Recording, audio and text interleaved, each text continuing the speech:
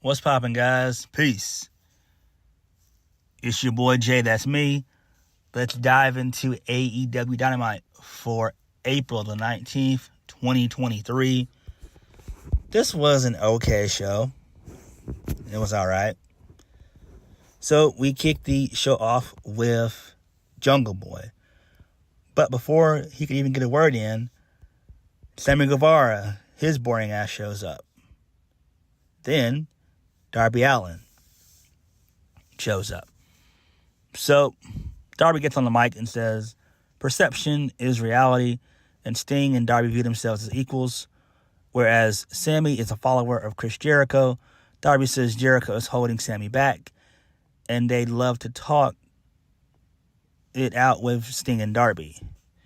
So then Darby goes on to berate Jungle Boy. He says, Jungle Boy, Jack Perry, whatever you call yourself, Jungle Boy is a part of the California clique. And for those of you that don't know, that's PWG, with the Young Bucks, the Elite, all that horse shit, and had to work the least to get to AEW, which is true.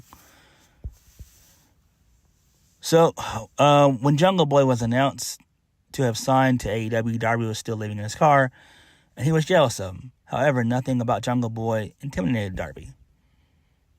So then Jungle Boy wonders if the kids knew what Darby is really like. Antisocial, unfriendly, rude to everyone who isn't quote-unquote cool enough for him. And Darby is only here because he didn't make it as a skateboarder. Nice little jab there. Jungle Boy says that he respects Sammy Guevara the most. Huh? What the hell? Because what you see is what you get. And then he goes on to Darby and says that Darby puts his body and life and future on the line, but he's still a scumbag piece of shit, which they bleeped out for whatever reason. I don't know why. They're TV-14. So, Sammy Guevara, he reminds us that Darby and himself are not, we're not on the last pay-per-view, but MJF and Jungle Boy were. Sammy can relate to Darby because they're two sides of the same coin, and they will risk their lives to make it. And they did. Jungle Boy then says he's not going to win the AEW Championship for himself, but for everyone that supported him since day one. So out comes MJF. He announces that there's going to be a Pillars tournament. Oh my God. And the winner will face MJF for the AEW World Championship at Double or Nothing.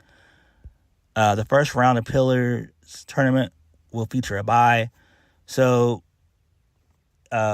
then some guy comes out, hands MJF a hat, and he pulls Darby out of the hat. So Darby gets the bye. And then Darby begins to awkwardly celebrate his bye. And then MJF makes it Sammy Guevara versus Jungle Boy in the opening round. It's official. It's going to happen tonight. And I'm like, what the hell? This right here needed to have some type of authority figure. And that's what needs to happen in situations like this. I get where they're going with this, but I don't want there to be a fatal four-way involved at all. I can't stand multi-man matches. I can't. They are the bane of wrestling. They are. Like, if you go back years ago, triple threats actually meant something. And actually, they weren't done all that often. But now, in whatever promotion that you watch, you'll see triple threats a couple times a month. At least 2 or 3 triple threats. You'll see at least 2 or 3 times a month. At least. I don't care what you watch. Whether it's AEW, WWE, Ring of Honor, MLW, Impact, New Japan, it doesn't matter. And it's just absolutely ridiculous. It was an okay little segment to start off the show. Jungle Boy, Darby, and Sammy all are not good at promos. Actually, no, I take that back. The only one good at promos is Darby. Sammy and Jungle Boy suck at promos. I'm just going to be real with you. They suck at promos. Let's just be honest. The only two pillars that are good on the mic, Darby and MJF. Other than that, no. And I don't get this infatuation with this pillars bullshit. It makes no sense. Who cares? They're not pillars. Like, Jungle Boy would be a mid-carder in WWE. Same with Sammy Guevara. Same with Jungle Boy. MJF might get maybe like an upper mid-carder, maybe main event, if he was like in like NXT or whatever. But those guys are not pillars. They're just not. They're not. First match of the night. So it's Tony Storm and Ruby Soho, a.k.a. The Outcast, versus Britt Baker and Jamie Hayter. Who cares? Britt Baker wins via the lockjaw. So Ruby tapped out. The crowd was into this for whatever reason.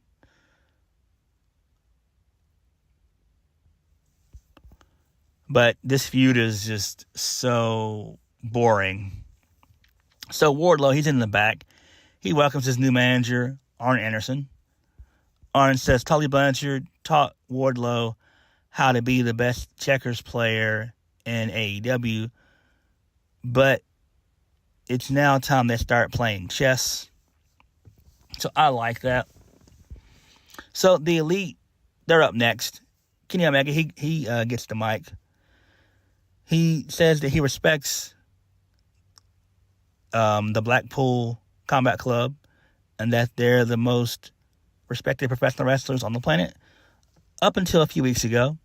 So Kenny wishes he could have taken that screwdriver and plunged it into the face of Jon Moxley. The Elite are here for one thing and one thing only tonight. That's a fight. So Bryan Danielson, he gets on the mic on the Titantron. So that leads to a sneak attack from behind by the Blackpool Combat Club. So a massive brawl basically breaks out. And that allows for the the BCC to get an advantage. So Danielson, he now walks into the ring. He's got a mic on him, and he calls everyone a bunch of amateurs. So then Don Callis, for whatever reason, he has a chair. So the Blackpool Combat Club, they stop him, and he runs to the back. So about another minute or two, the brawl continues, and then Takeshita comes out, and he makes the save. And the Elite celebrate. This segment was fine for the most part. I enjoyed most of it. I think what's going to happen is we'll probably get this match at Double or Nothing. It seems that's where they're going to go with it. We might get the Arena Anarchy type deal, or we could just do Blood and Guts. I would prefer if they do Blood and Guts here at a pay-per-view because the story actually calls for it, and it would make the most sense if we're being honest here, instead of just giving it away on free television just to pop a rating. I do think that Takeshita will probably turn on the Elite, screw Kenny over, and align himself with Don Callis. That would be the smart decision, and that's probably where we're going to go with this anyway. It would be the right call. So Next match, Powerhouse Hobbs versus Wardlow for the TNT Championship. Once again, this title is a damn joke. Who wins? Wardlow. Wow. Who gives a damn? So he wins via the Powerbomb Symphony. It doesn't make any sense. Why not get rid of this title? Seriously. Burn this title. Burn it. Throw it away. It is absolutely worthless. I feel bad for Wardlow. I feel bad for Hobbs. This is absolutely unacceptable and ridiculous to the highest degree. Tony Khan does not give a single damn about the TNT Championship. He doesn't. He doesn't. I think the only time that he really cared about the title was when it was on Miro. Miro actually brought prestige to that title. But now it's just been hot potato to death, and it's irrelevant. This sucks. This doesn't make any sense. The match was decent, but still, it makes no damn sense at all. It's frustrating. Get rid of that title. Throw it away. Discard it. And I would make the... what's that title that Orange Cassidy has? Damn it, I forgot it. What is it? The Atlantic Championship or whatever it's called. I would have that be your IC title. That's what I would do. Fuck the TNT title. Fuck it. Screw it. It's worthless. It's AEW's version of the 24/7 championship at this point. Because it's just a comedy act. Let's just be honest. Moving on. Commander versus Jay White with Juice Robinson in his corner. Oh my God. I feel so bad for Jay White. Feel so bad for him. Jay White wins via the Blade Runner. Commander did some pretty cool, crazy spots in here. Good little match. So post-match, Sean Spears, he gave a 5 to Jay White, and that pissed off Juice Robinson. So he begins to brawl with Sean Spears. Ricky Starks comes out, makes a save. Who really cares? Again, I feel bad for Jay White. Jay White should have been something special. Again, why does he have to be tied to the Bullet Club? Seriously, that's a complete dead faction. It's been dead for years. Like, can we stop this too sweet shit? It's totally annoying, and it's overstayed its welcome. Seriously. I'm guessing we're building to Jay White versus Ricky Starks at Double or Nothing. I'm fine with it. Sean Spears, who cares? He's a jobber. I'm just being real. So, FTR, they're in the back with Renee. She informs them that Mark Briscoe got beat up by the varsity athletes earlier on today. So, FTR, they run to the trainer's room where Jay Lethal, Jeff Jarrett, and Satnam Singh, and the most useless piece of shit in wrestling, Sanjay Dutt, are tending to Mark. So Mark wants to fight, but instead says that Lethal and Jarrett should work with FTR. And then all men, they begrudgingly agree. So, okay, they have magic powers to unite these guys who hate each other. So, who really cares? Moving on, Chris Jericho and Adam Cole, they hit the ring. This was a really good segment here. I enjoyed it for the most part. So Adam Cole says he was inspired by Chris Jericho, and the two men shake hands. Jericho says he has zero respect for Adam Cole, and he thinks that he's an arrogant son of a bitch. So he says that Cole is lucky that Jericho doesn't slap his dumb face right here and now. Adam Cole wants to know who the real Chris Jericho is. Is it the GOAT? Is it the demo god? One of the greatest to ever do it. Adam Cole thinks that the real Chris Jericho is insecure, fickle, stupid idiot. Jericho says this is the ring that Jericho built, and that you never want to meet your heroes, which is correct. So Chris Jericho proceeds to slap Adam Cole in the face. They start to brawl. So Britt Baker, she comes out and makes a save. She slaps Jericho in the face. Out come the Outcasts from under the ring. They set him up. So Garcia, he handcuffs Adam Cole to the bottom rope.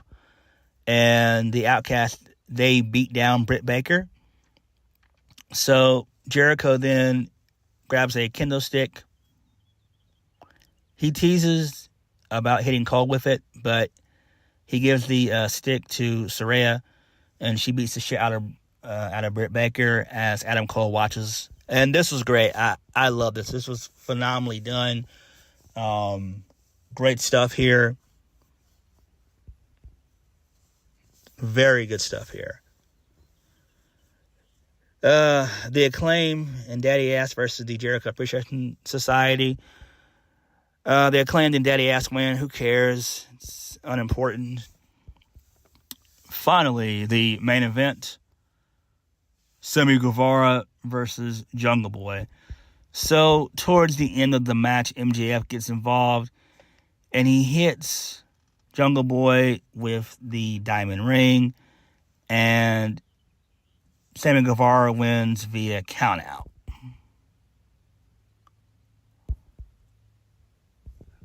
And Darby's looking on from the Raptors, shaking his head, just like I knew this shit was gonna happen. And then Sammy Guevara and MJF, they embrace each other and celebrate and stuff like that. And then we go off the air. It was an okay little show. Again, I don't really care about this Fatal 4-Way, which Tony Khan's trying to give us. It doesn't make any sense. We don't need it. I'm hoping that Darby wins, and then maybe we get another one-on-one match between Darby and MJF, because you need to have MJF just have singles feuds and don't have a multi-man match for it, because what that indicates to me is you don't want anyone to particularly lose, and you don't really have a plan in place, and it shows that you're lazy. Like, we don't need any Fatal 4-Way whatsoever with the world title, right? MJF could easily beat these guys, easily beat Darby, MJF's beating everybody anyway, so it doesn't really matter. But I'm just saying, in general, MJF does not need to be in a Fatal 4-Way. He does not. Okay? Not at all. It would make more sense for it to be Darby Allin versus MJF at Double or Nothing. Dynamite was okay for the most part. I forgot to mention that post-match with Wardlow winning the TNT Championship, Luchasaurus came out with Christian. Who cares? It doesn't matter. Again, the TNT title is worthless. This show, for the most part, was aight. It could have been better, but it is what it is. So, what did you guys think? Thank you for watching. Please hit the like button, comment down below, and subscribe for my videos. I'll catch you guys later. Peace.